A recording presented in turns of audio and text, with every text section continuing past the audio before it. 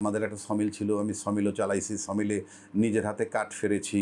যে যা বলতে চাইছে বলতে পারছে আওয়ামী লীগের সময়। কিন্তু আমি আওয়ামী লীগ বিরোধী না, আমি বিএনপি বিরোধী না, আমি জামাত বিরোধী না, কারণ প্রত্যেকের রাজনৈতিক অধিকার আছে। শৈশব কৈশোর বেড়ে ওঠা না, শৈশব কৈশোর বলতে কিছু নাই। দেখেন, আমি একটা সিম্পল মানুষ। আমার জন্ম একেবারে বরিশালে, তারপরে আমি ঢাকায় থাকি সম্ভবত 1966 বা 7 থেকে। আর আমার লেখাপড়া করছি আমি Comilla cantonment Ispahani public school and কলেজে। তারপরে আমি জগন্নাথ বিশ্ববিদ্যালয় কলেজে পড়ালেখা করছি। এদিকে আবার পাশাপাশি আমি ঢাকা বিশ্ববিদ্যালয় এখন পাস কোর্সে বিএ পাস করেছি। এটা হলো আমার একাডেমিক কেরিয়ার, মানে স্ট্রেট, মানে চলাফেরা। তারপরে একটা সময়ের ব্যবধানে সিদ্ধান্ত নিলাম ল পড়ব। তারপরে ল পাস করলাম প্রাইভেট ল কলেজ থেকে, ঢাকা ল কলেজ থেকে। এই হলো আমার শিক্ষা জীবন, ছাত্র জীবন মোটামুটি।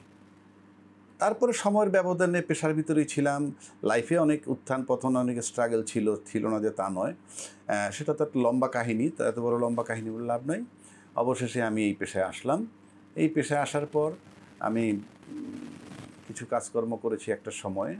এই সেমিনার, সিম্পোজিয়াম, আবার একটা প্রতিষ্ঠান আছে বাংলা ফাউন্ডেশন নামে, তার ব্যানারে করছি।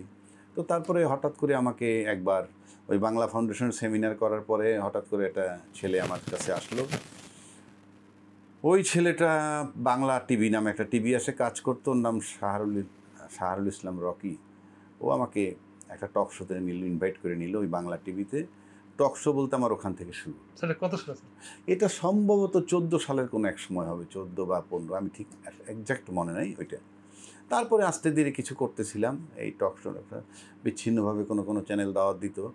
তারপরে আওয়ামী লীগের চূড়ান্ত সময় যখন 18, 19, 20, 21, নিঃসন্দেহে আমি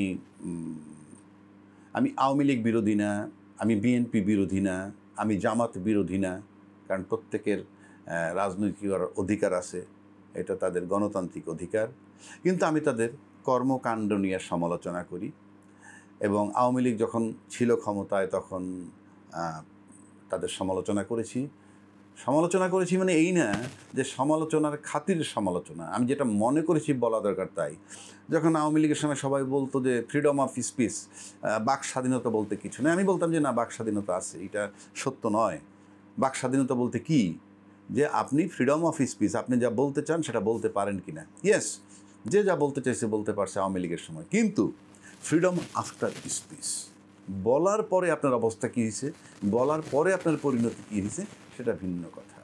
বলার পরে কেউ আয়না ঘরে গেছে, বলার পরে কেউ গুম হয়ে গেছে, কিন্তু বলায় বাধা ছিল না, ওটা ভুল। ফ্রিডম অফ স্পিচ ছিল, কিন্তু ফ্রিডম আফটার স্পিচ ছিল কি না সেটা সবাই দেখেছে। স্যার, আমি আমারও আপনার একটু পিছনে যাই, যে আপনি যে স্ট্রাগলের কথা বললেন, এমনকি আপনার দুইটা বিষয় আমি একটু জানতে চাই, মানুষকে জানাতে চাই। সেটা হচ্ছে যে আপনার বাল্য জীবনটা, এটাতে আসলে কি কি স্মৃতিগুলো ছিল, আর স্ট্রাগলের ব্যাপারটা, যে আমরা সকলেই তো ইন্টার পাস করার পর বা ওই সময়টাতে স্ট্রাগল শুরু করি, ওই সময়টা বা কেমন ছিল? হ্যাঁ, আমার স্ট্রাগল যদি আপনি বলেন, আমার স্ট্রাগল ইমিডিয়েটলি আফটার ইন্টারমিডিয়েট পরীক্ষার পরেই আমার শুরু হয়েছে।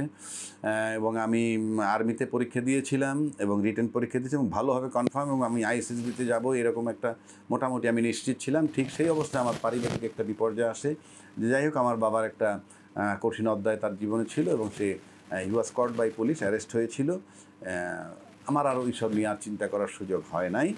এবং তারপর থেকে আমার লাইফ স্ট্রাগল। আমাদের একটা সমিল ছিল, আমি সমিলও চালাইছি, সমিলে নিজের হাতে কাঠ ফেরেছি, কাঠ চিরাই করেছি, মানে সহযোগিতা করেছি, মানে এইরকম স্ট্রাগল লাইফ আমার ঘাড়ের উপরে আমার ফ্যামিলি পড়লো, ফ্যামিলি বলতে আমার ভাই বোন ইত্যাদি ইত্যাদি। কিন্তু কতটুকু করতে পেরেছি সেটা যে আমি মূল্যায়ন করার সুযোগ পাই নাই। তবে আপনার ভাই বোনের কাছ থেকে এখন পর্যন্ত এক্সটার্নালি হয়তো এইটুকু ফিল করি যে তারা হয়তো আমাকে ফিল করে, সম্মান করে, এবং হয়তো মনে রাখছে আমার স্ট্রাগল লাইফ। আমার লাইফে ত্রুটি বিচ্যুতি নাই তা না, আমার গোটা জীবনে সবই তাদের ভালো লাগছে তাও না, কিন্তু আজও পর্যন্ত মোটামুটি একটা শ্রদ্ধাবোধ নিয়ে আসি ভাই বোনের মাঝে। পারিবারিক জীবন যদি বলেন, আমার একটা ছেলে একটা মেয়ে, তো আর আমার স্ত্রী, আমরা 3 জন, মানে মোট 4 জনের সংসার। ছেলে মেয়ের কাছে আমি স্ট্রেটলি যে বাবা তুমি অনেক কিছু বোঝো না, মানে এখনকার যুগের সাথে যদি মিলাই তাহলে আমি জাস্টিফাইড মনে করি। আর আমার ওয়াইফের যদি কথা বলেন, আমার কাছে আমার বিরুদ্ধে তার যথেষ্ট কমপ্লেন আছে, হোল লাইফ কমপ্লেন।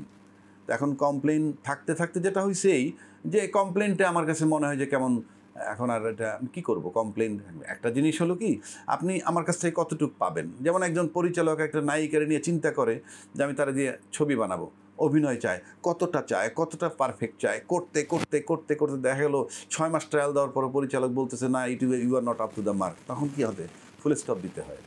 যে আইদার তাকে দিয়ে অভিনয় করাবেন যতটুকু দিচ্ছে ওইটুক দিয়ে, নয়তো বাদ দিতে হবে। তা আমার এখন কমপ্লেন পাইতে পাইতে এই জায়গায় আইদার ফুল স্টপ দিতে হবে, আর নয় ধরে নিতে হবে যে আমাকে দিয়ে এর চেয়ে বেশি কিছু হবে না। আচ্ছা। এই হলো আমার।